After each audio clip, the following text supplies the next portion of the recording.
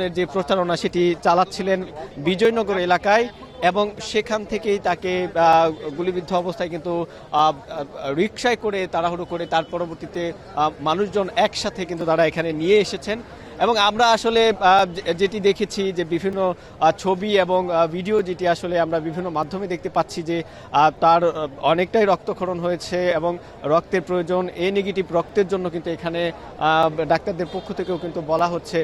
অর্থাৎ এখন কিন্তু এখানে আমরা দেখছি যে মানুষের যে ভিড় সেটি রয়েছে। তবে হাসপাতালে কর্তৃপক্ষ যারা রয়েছেন অথবা এখানে আসলে যারা দায়িত্বরত রয়েছেন তাদের পক্ষ থেকে এখনও আনুষ্ঠানিকভাবে আমাদেরকে কিছুই জানানো হয়নি।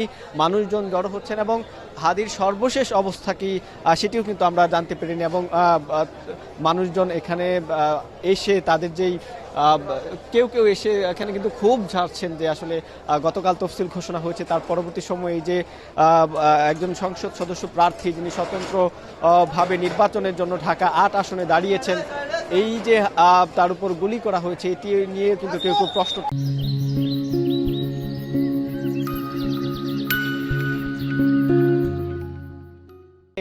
ওসমান হাদির সাথে একই সাথে বিএনপির পক্ষ থেকে, জামাতের পক্ষ থেকে, বিএনপির পক্ষ থেকে মির্জা আব্বাস এবং জামাতের পক্ষ থেকে হেলাল উদ্দিন আহমেদ তিনি রয়েছেন এবং তারা যেরকম একই সাথে নির্বাচন প্রচারণা চালাচ্ছিলেন, হাদিও কিন্তু তার যেই নির্বাচনী গণসংযোগ যেটাকে বলা হয় আজকে যেটি নামাজের পর জুম্মার নামাজ শেষে তিনি গণসংযোগে বের হয়েছিলেন এবং সেখানেই কিন্তু অনাকাঙ্ক্ষিত এই ঘটনাটি ঘটে এবং তাকে দ্রুত সময়ের মধ্যে ঢাকা মেডিকেলের যে জরুরি বিভাগ রয়েছে সেখানে আনা হয়েছে।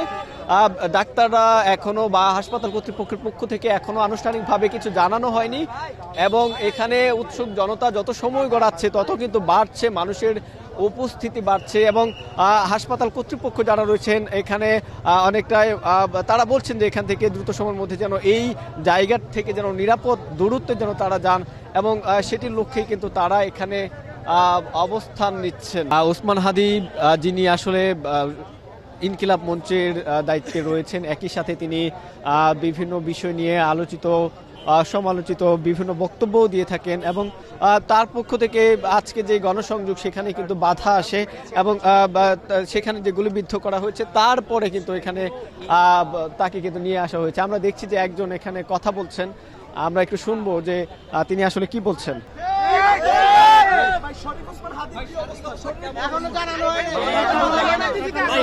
এখন সর্বশেষ কি অবস্থা বলতে দেন। আমার ভাইরে এখানে গুলি করছে, আল্লাহর রহমত যে ভাইরে গালের নিচে গুলি করছে, কিন্তু গুলিটা তার কান দিয়ে ভিতরে ঢুকছে। ভাইয়ের জন্য বি নেগেটিভ রক্ত লাগবে অন্তত 4 ব্যাগ। আমরা 2 জন মানুষ হয়তো পাইছি, আমাদের আরো রক্ত লাগবে। আপনাদের কাছে হাত জোর করে বলি, বাইরে মরতে দিয়েন না, বাইরে কিছু হইতে দিয়েন না। উনি আমাদের দেশের লোক, উনি আমাদের লোক, উনি আমাদের ভাই। ওসমান হাদি ভাই আপনার লেগে ওসমান হাদি হইতে পারে, কিন্তু আমার লেগে আমার বড় ভাই, আমার লেগে আমার আপন বড় ভাই।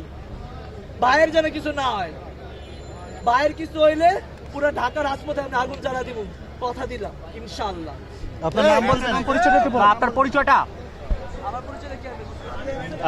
দর্শক দেখছেন যে এখানে একজন তিনি কিন্তু আসলে কথা বলেছেন এবং হাদির যে রক্ত লাগার যে বিষয়টি অর্থাৎ রক্তের যে প্রয়োজন সেটি তিনি বলছেন, সেটি আবারও তিনি সচেতন করে দিচ্ছেন। এ নেগেটিভ রক্তের প্রয়োজন হাদির এবং তার শরীর থেকে প্রচণ্ড রক্তক্ষরণ হয়েছে এবং সেটির কথাই কিন্তু তিনি এখানে বলেছেন। একই সাথে তারা আসলে খুব ছাড়ছেন যে ওসমান হাদির যদি কিছু হয় সেক্ষেত্রে তারা তাদের যে জোরালো অবস্থান সেটি তারা আসলে প্রকাশ করবেন, সেটি তারা জানান দিবেন, এরকমটি কিন্তু তাদের পক্ষ থেকে জানানো হচ্ছে। ঢাকা মেডিকেলের সামনে যত সময় গড়াচ্ছে মানুষজন আরও বেশি জড়ো হচ্ছেন এবং গণমাধ্যম কর্মীদের একটি ভিড়ও কিন্তু লক্ষ্য করা যাচ্ছে। অর্থাৎ এখন পর্যন্ত যেই তথ্য আনুষ্ঠানিকভাবে সেটি জানানো হয়নি, তারা আসলে তার যে সমর্থক রয়েছেন তারা এখানে আসছেন এবং আমরা দেখছি যে আসলে হাসপাতাল কর্তৃপক্ষ যারা রয়েছেন তারাও সামনে আনসার সদস্য যারা রয়েছেন তারা কিন্তু জরুরি বিভাগের ভিতরে লোকজনকে যারা জড়ো হচ্ছেন তাদেরকে সরিয়ে দেওয়ার একটি চেষ্টা সেটি কিন্তু তারা করছেন। দর্শক দেখতেই পাচ্ছেন যে ওসমান হাদি আজকেই যাকে আসলে জুমার নামাজের পরপর গণসংযোগের থেকে গুলি করা হয়েছে এবং কে বা কারা করেছে সেটিও আমরা এখন পর্যন্ত জানতে পারিনি।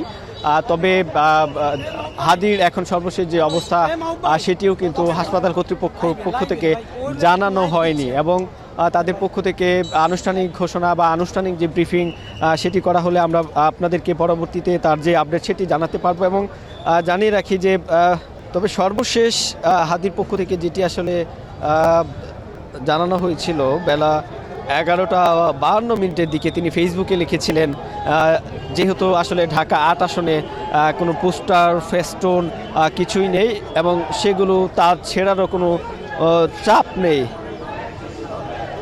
এবং সেটির কিন্তু সর্বশেষ ফেসবুক স্ট্যাটাসে হাদি নিশ্চিত করেছেন, অর্থাৎ ব্যানার পোস্টার যেটি সেটি কিন্তু সরানোর কথা বলা হয়েছিল নির্বাচন কমিশনের পক্ষ থেকে এবং সর্বশেষ তার ফেসবুক স্ট্যাটাসে তিনি সেটি নিয়েই আসলে লিখেছিলেন।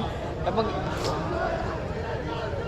গতকালকে তফসিল ঘোষণা করা হয়েছে, আজকে তিনি গণসংযোগে বের হয়েছিলেন, নামাজের পর যেই গণসংযোগ সেখানে তাকে গুলি করা হয়েছিল।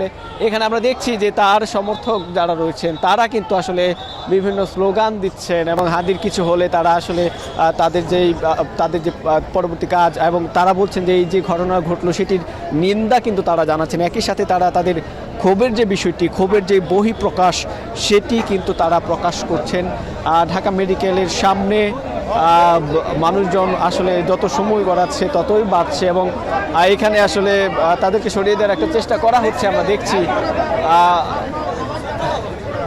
হাদির স্বজন যারা রয়েছেন আমরা তেমন কাউকে এখনো পাইনি, যে ভিতর থেকে কোনো তথ্য আমরা এখনো জানতে পারিনি, সেইটি আসলে তার সর্বশেষ যে অবস্থা।